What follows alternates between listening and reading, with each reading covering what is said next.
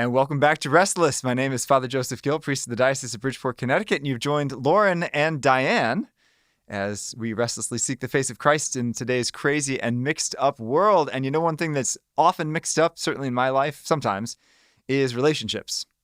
And relationships, whenever we release an episode on relationships, that tends to be one of our most popular topics because everybody's got relationships. And most relationships are messy. Maybe not most, but a lot of them are, right? Yeah. And so today we want to talk about, how healthy are your relationships? How do you know if you have a healthy relationship? Whether it's dating, whether it's friendship, whether it's family, what are the boundaries of a healthy relationship? How would you kind of evaluate your own relationships? And when do you keep a relationship and when do you leave a relationship? That we always talk about like toxic people and things like that. So a lot of ground to cover because I think this is a very practical topic for a lot of people who are listening, and certainly even for myself, as I have tons of relationships. So I guess starting right off the bat, what do you think makes for a healthy friendship? You're looking at me. Yeah, I'm looking at only because you're across from me. I couldn't look at Diane. I just have to turn my head. A little bit more back there.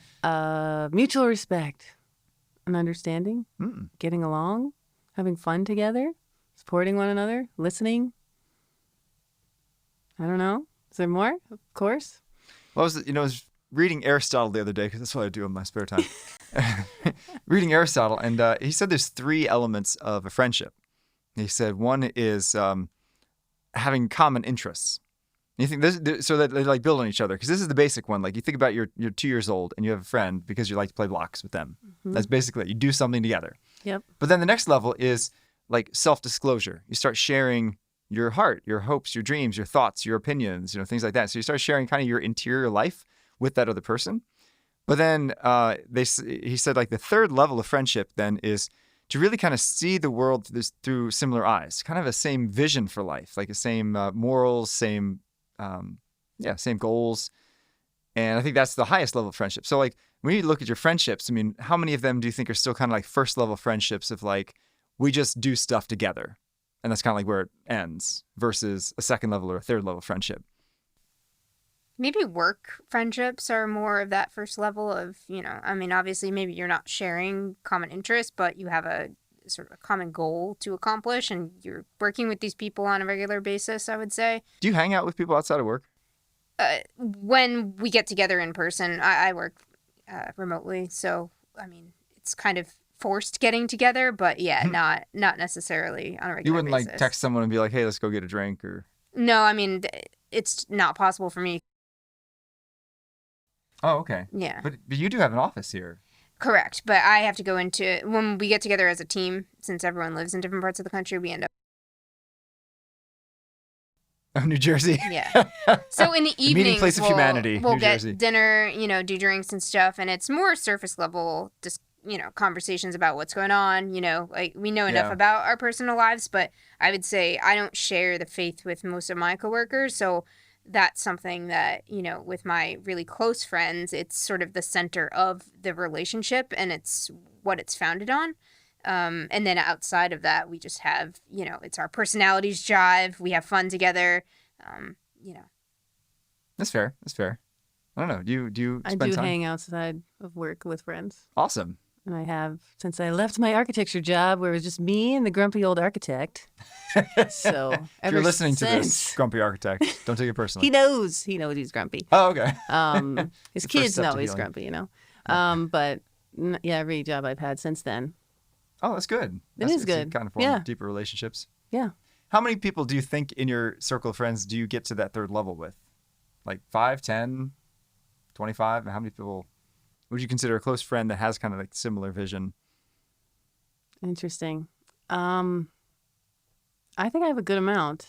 I'm not going to put a number on it right now, but I have a tendency of just connecting with certain people immediately. And it's strong and it's just known, it's just like a really good bond. That's awesome. Yeah. I don't think we even have to talk that much. It's just there. Yeah. So. More and more studies are showing that young adults sometimes like a huge number, like I don't know the exact number, 30%, 40%, say that they don't even have one close friend. It's terrible. Which is really a shame. It's really a shame. Sorry, we're laughing at you. No, that's why we're doing this show, I think, to try to connect to all these people that are home and alone. Yeah, in a very real way. But it's not the quantity either. I mean, a great quality friendship is, there's nothing better. You don't need millions of people surface level. If you've got a lot of friends who you can go really deep with, but if you count them on the hands of your fingers, I think that you're very blessed just to be able to connect with one person deeply who kind of understands you, who you can be totally yourself with, flaws and all. Especially, I think, rooted in the faith is very important to discern, is this person bringing me closer to God, or is this person tempting me to, break the commandments and do things that I know that I shouldn't be doing? Because if that person is rooted in faith and has the goal of eternal life, that you're running the race kind of at the same pace with them, whether it's dating, whether it's friendship, then you can trust that this person, hopefully is trying to grow in virtue, wants what is best for you, and is going to give you, because you end up sharing your heart the more that you trust somebody. And you can go to these people and really rely on them for advice that is not going to be suited necessarily to, like, the way that the world might give advice of, okay, you got to go after pleasure, honor, power, whatever. It's more of, okay, no, you got to think about this from an eternal perspective, what's best for your salvation. And if you have a friend who's going to help you to do that and to point out, in a nice way, things that you need to work on, maybe vices or obstacles to help you to see, because oftentimes we can't see our own flaws as well as a friend can, or a friend can help us to bring the perspective that we need to a situation, like how God would view the situation as opposed to how you're viewing it. So I think those types of people are gems, and I'm very blessed to have just a few girls from just meeting them through the young adult community in Stanford that I consider to be lifelong friends. That, it's just the greatest gift. Yeah. So when you're talking about a friendship, like, is it possible to have a close friend that's 30 years older than you, for example, or a friendship of somebody that's maybe not at your kind of peer level? Is that possible? And is that healthy? Is that a healthy friendship? Are you talking, I guess you could, as you come into adulthood. Do you have any friendships of people that are, not your age? That would be a definite for me, but Diane. You definitely do? Oh, yeah. Yeah. I can think of one that we both know. Bob and Carol? Bob and Carol. Yeah, who are totally. a wonderful couple, and they must be 60-something. Yeah, they're my parents' age. Are they really? But they're my friends, not my parents' friends. We met during RCIA, which Father Joseph was a part of when he came to Stanford. And they still text me and call me all the time. Lauren, we haven't heard from you. How are you? They moved to Rhode Island. They want me to visit all the time, which I have done. They have Nice. a beautiful rental home there, and they're building a new house as well. So That's beautiful. they're like another set of parents, I guess, or an aunt and uncle to me. Yeah, one thing I've never understood is, especially when you're going through school, there's this view that you can only be friends with people that who's your age. But I had friends, thankfully being homeschooled, I had friends that were much older than me. I had friends that were much younger than me. Like, I was like, whatever. Some of my closest friends at Greenwich High were the security guards. Really? Yes. Really? Absolutely. That's cool. Like middle-aged or 30. Yeah. Yeah. Greenwich High is huge, so it can be hard to fit in, or it was for me. I was like an athlete, so I was always in season, but I did not have a friend group or a best friend in high school. But then my clarinet got stolen from the student center. Oh, no, really? Yeah. And then I got to know the security guards, so I talked to them all the time. Or my coaches, Yeah. I consider myself an old soul, so I've always connected with older people, I think. Certainly in school, when college, high school, I was kind of just connecting with people who are in the same vicinity of you, like whether it's a couple years older, whatever. But once I started to work, you're working with people who are decades older than you. And I don't know, some of the people that I go to for advice, obviously my parents, I really respect all of their life experience and I can tell them anything. But also I have, a friend from Mass who's like 75 and emails me all the time. And that's beautiful. And one of the women at Scholastica from St. John's, she's like another mother of just, always giving advice, praying for me. So I think, I mean, these older women have a lot of wisdom that they can share, and the experiences of they know they have this empathy of knowing sort of like what struggles you're going through, and I think it's a different kind of friendship because like there's friends that fulfill different roles in your life, right? And I have two very close friends, Bob and Mary Young, who may be listening to this. If you are, hi, peace out. But peace out. but sorry, that was a '90s thing. My apologies. I love the '90s. Showing my age. Loves it.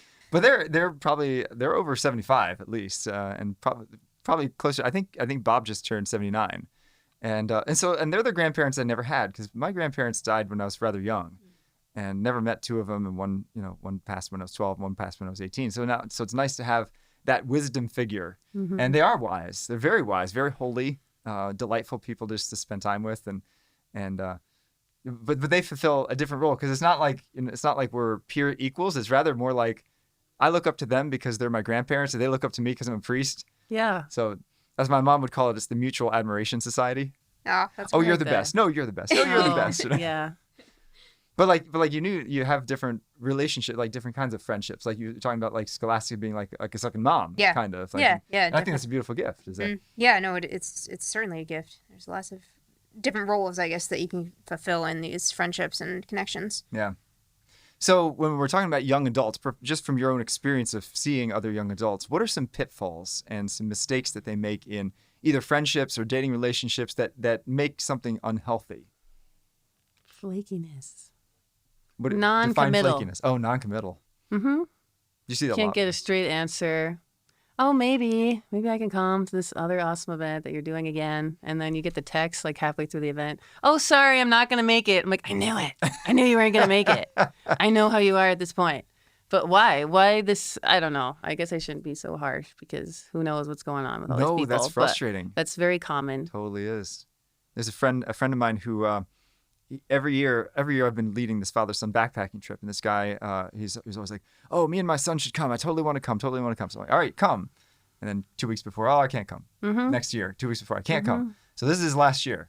If he comes, he comes. If not, I'll never invite him ever again. Yeah, which is fair. Yeah. But flakiness, that's a great point. Yeah. I think another one is unrealistic expectations. Like you think that this person who you're dating is going to fulfill every need and desire that you've ever had. And that's very dangerous because it just places a burden on them that they're not meant to carry. God is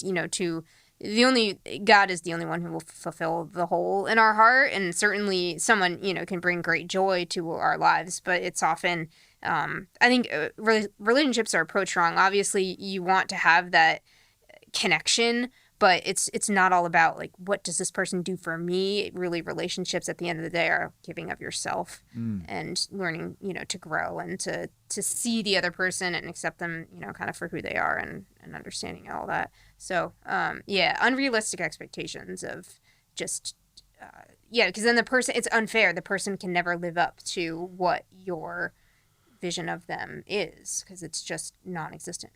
That's an interesting point because like, do we go to relationships to get or to give? Because I think sometimes it's a little both. There may be with some relationships it's more giving or more getting than giving. Probably a little bit of both, and that's where I think it can become contentious, because if one person is consistently taking and another person's giving, I mean, that just is utility at the end of the day. Abuse, really. Yeah. I think that's really common. Just kind of like, it's almost like, what do they call it? Codependent? Yeah. Like that's to the extreme, but certainly I think in any relationship that's not, where a person is not totally centered in Christ, there is that like, oh, there's this ache in me and you fill it. For this short time being, often, while I'm struggling with whatever I'm struggling with, that I'm frustrated over the latest guy that dated me. So now I'm going to reach out to you and we can talk about it. And then, you hear from them a couple more times and then they're gone. This is what many young women do. Yeah. Sorry, I'm calling you out. So I'm used to it. I don't really take anybody too seriously. I mean, I've kind of shared this before. Like, I'll be charitable. I'll be kind. I will respond if someone invites me, like if they're serious, like they really want to meet up, but I don't continue like to put in the invitation myself. Yeah. It's not just young women. I could tell you guys do it too, because as a priest, a lot of times, sometimes the young men from the young adult group, in Stanford or other places that have worked with young adults. So they'll call me up and say, oh, we haven't talked in 2 years. Can we grab coffee? And immediately my radar goes up and I'm like, what kind of advice are you seeking? What are you? We're not just catching up. There's obviously something you really want to talk about. You want to pretend that this is like a meeting of friends, but it's really a counseling session. Yep. And okay, that's, as a priest, that's my job. That's my role, is to be a counselor. And I'm totally happy to do that. But I can understand, as a friend, you don't want to be that person who's just, I'm only there when you need someone to cry on their shoulder, but otherwise, you're not interested in because they do fall off, Yeah. They just stop reaching out. They stop coming to things. They never extend an invite back, Yeah. Yeah. Those are actually good signs, I think, of an unhealthy friendship. Yeah, definitely. It's where it's very one-sided and not going both ways. Mm-hmm. What about like an unhealthy dating relationship? Have you ever seen like a friend of yours in a relationship, like a romantic one that you're kind of like, that's not good? I think I've seen ones where I've thought, that's not a fit. They're fighting all the time, I don't know. Yeah, I think definitely.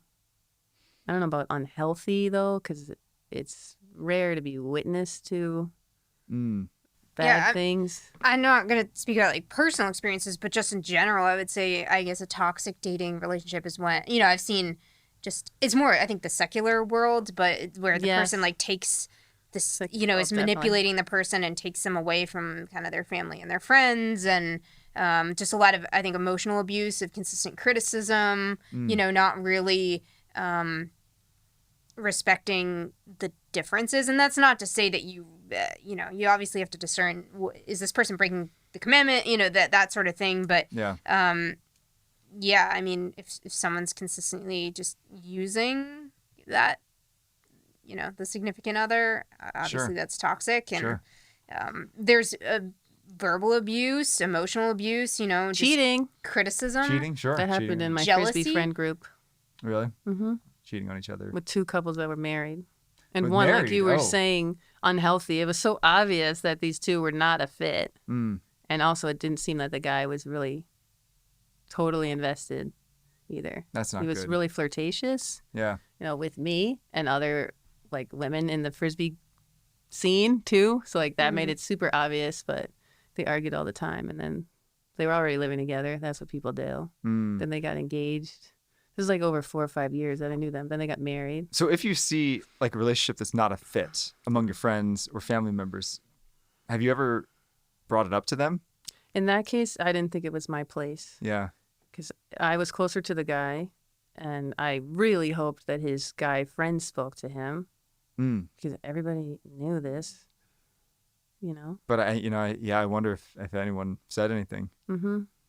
Because I think especially in a romantic relationship, perhaps people get very blinded by the feelings or by the good looks or just the experience of being loved.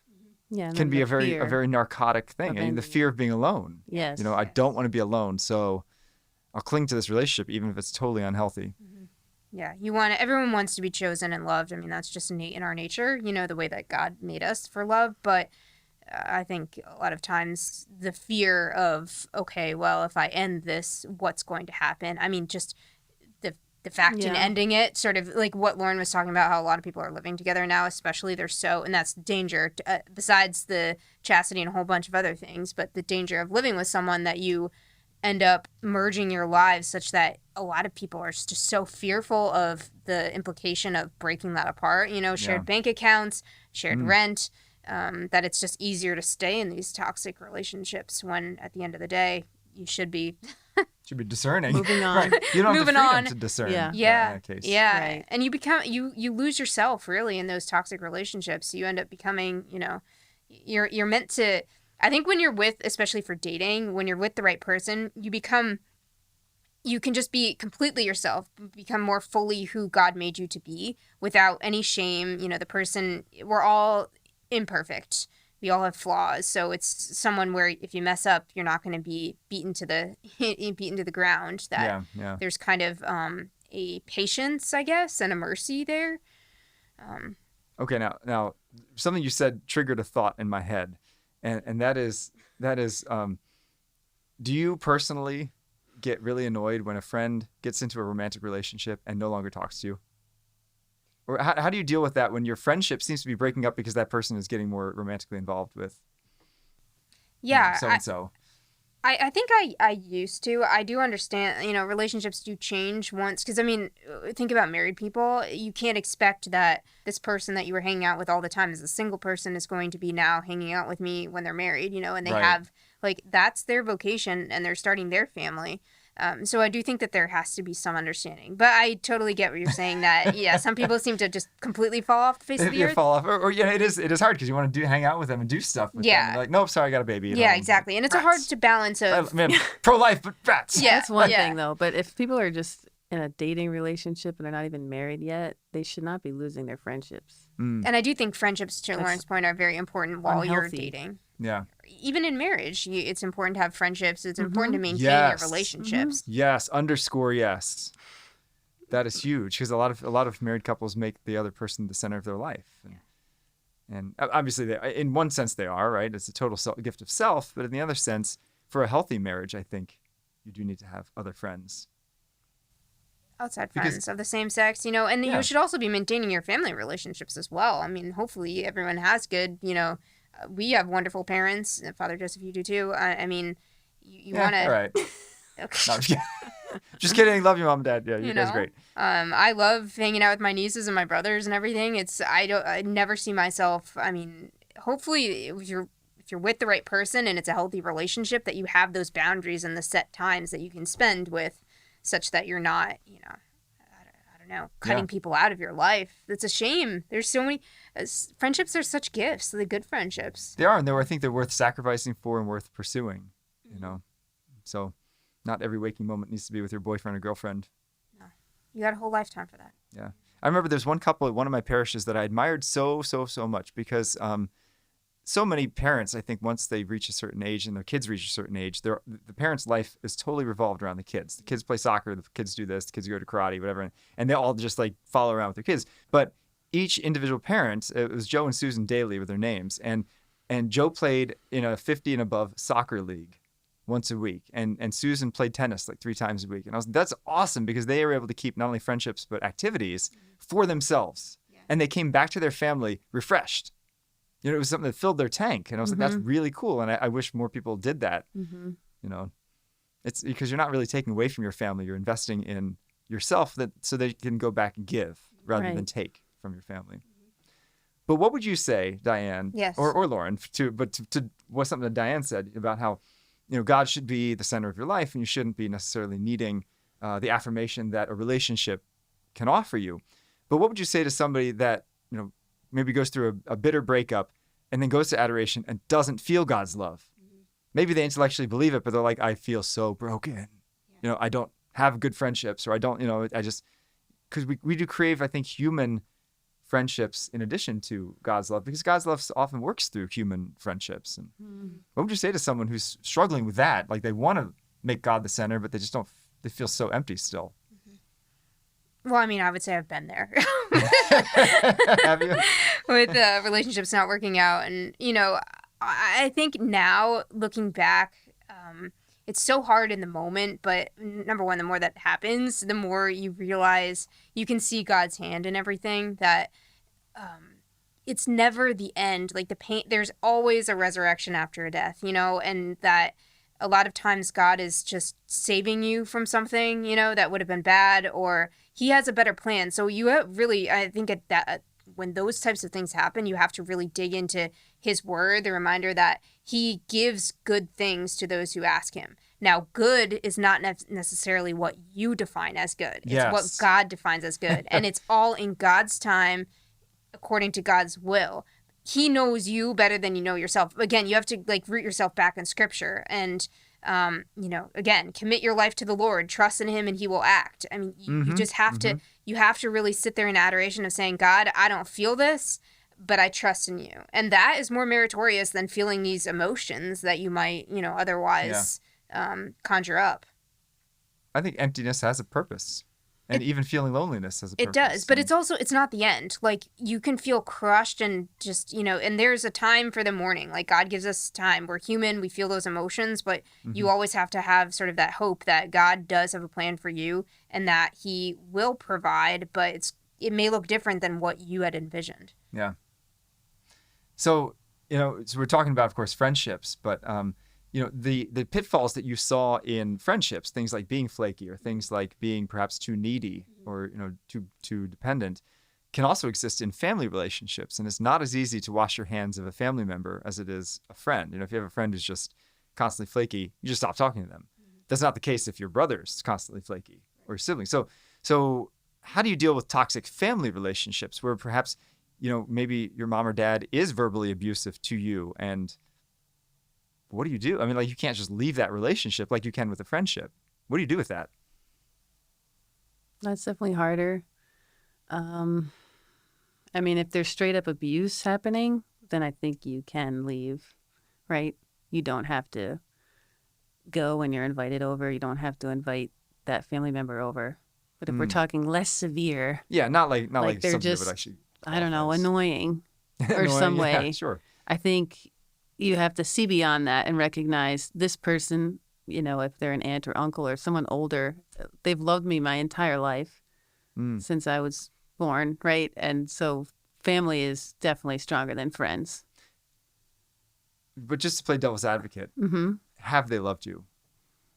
Because sometimes I'm not sure that, all family members love each other. Sometimes we kind of just put up with each other because we have to, That's a good point. Like, oh, that's my younger brother. Just, we've all got that uncle that is contrary and fights at every family gathering, right? It's like, or something like that. Yep. This is a toxic, but this person gives me stress every time I'm here. Like, yeah. How do you deal with that? I definitely can relate. I don't think you can give up on family. We don't know why. Why did God put me in my family and you in yours and all these people that we have that are together? It's a total mystery, right? So, I don't know. It's a chance to grow in your sainthood, and patience, and other virtues. Yeah, the family is the primary place where we learn those virtues, self-denial. Mm-hmm. And some people, I think you have to recognize, are not going to change. Yeah. Right? They're always going to be loud and obnoxious. My Italian uncles.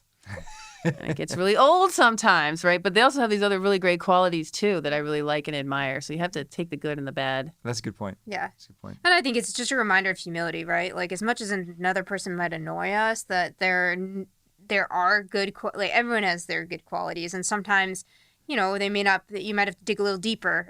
But there's normally something going on, like some wound or whatever. But it's a reminder too that, okay, yeah, this person is annoying to me, but I'm probably annoying to this other person. We all have flaws and things that are. I'm not annoying to anyone. Yeah. So it's more of a reality check, I think.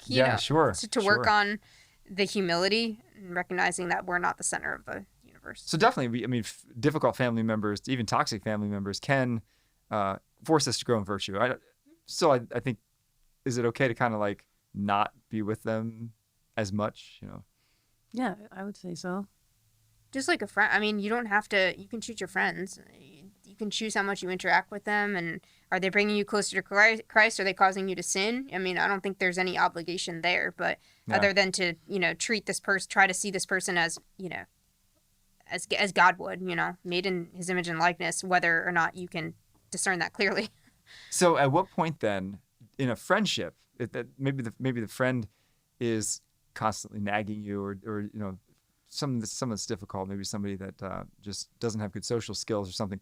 In that kind of case, when do we know if we should keep the friendship because it's helping us grow in virtue versus leave the friendship because the person's just not changing and a difficult, stressful person to be around? I don't think I've ever actively left a friendship, but they just end on their own.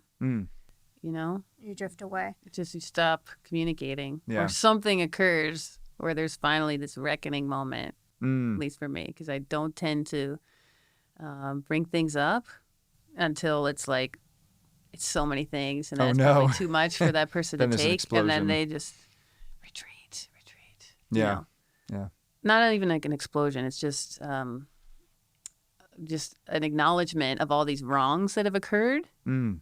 And it's so many. And then often the person that has done the wronging, they can't even recover from that.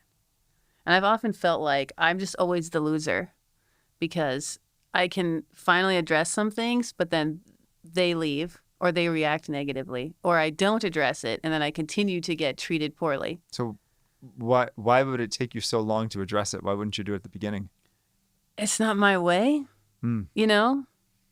Or I think that I can endure it, but then it just gets to a point where it's totally ridiculous. Yeah. Or it just, like the things that have occurred have been unbelievable to me. Like totally unbelievable. So I do reach a limit, you know, that they have to be addressed. Yeah. Or again, like I said, it just kind of fades out. Yeah, that can be tough. I mean, I certainly in college roommates, there's annoying habits that you're kind of like, can I endure it or should I address it? I know. I do that a lot with 2 roommates, what to address and what not. And I tend not to address things. Really? That's my way, like I said. But you're still on good terms with them, I hope so. Yeah. I mean, I'm on to 5 and 6 right now. So 1 and 2 were great. 3 and 4 were challenging. 5 and 6, I'm back to great. But still, I just don't like to be the one. You didn't kick them out. It was just... No, yeah. One got married. They got married. One moved to another town. Yeah. Another one got married. Another one is doing her PhD. But I just don't like doing that because oftentimes we're not in the apartment at the same time. So it can't be done in person. And I hate over text. How do I say this that's friendly and not like accusatory? Yeah. I just don't like it. So I tend to avoid, or I weigh it, okay, this has reached a point that it should be addressed now. Yeah. Yeah. Compliment sandwich, right? That's what they say. Yeah. Give him a compliment, slip in the bad thing, give him another compliment. Yeah.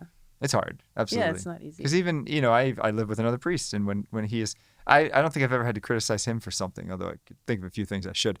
But but when he's asked me to turn my music down or something like that, you do bristle. That's just a natural reaction. Yeah. Like what's wrong with you, man?